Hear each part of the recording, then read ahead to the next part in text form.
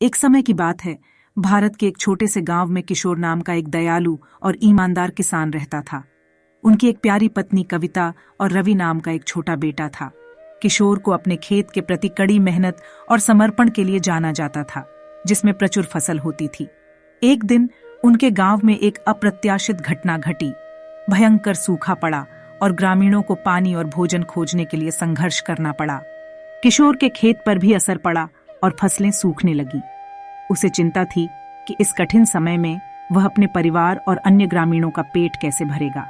एक सुबह जब किशोर खेत की जुताई कर रहा था, तो उसे मिट्टी में कोई चमकती और सुनहरी चीज मिली। जैसे ही उसने गहराई में खोदा, उसे एक जादुई सुनहरा आम मिला जो उसने पहले कभी नहीं देखा था। किशोर को अपनी आंखों पर विश्वास नहीं हुआ और उसने सोचा, यह आम अनमोल है।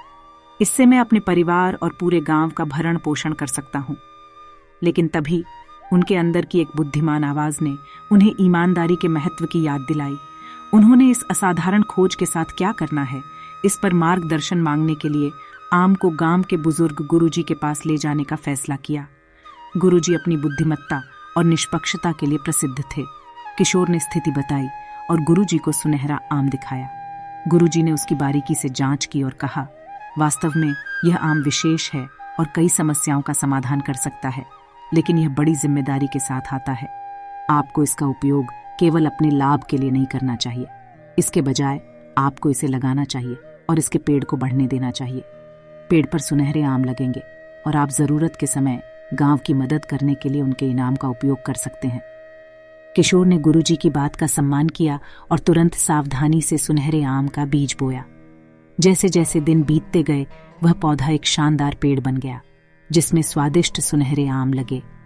जब भी भोजन या पानी की कमी होती, राम ग्रामीणों के बीच सुनहरे आम वितरित करते, यह सुनिश्चित करते कि सभी के पास खाने के लिए पर्याप्त हो। छोटे बेटे रवि ने अपने पिता के निस्वार्थ कार्यों को देखा और ईमानदारी, दयालुता और साझा करने के बारे में एक मूल्यवान सबक सीखा। उसे अपने पिता पर बहुत गर्व महसूस होता था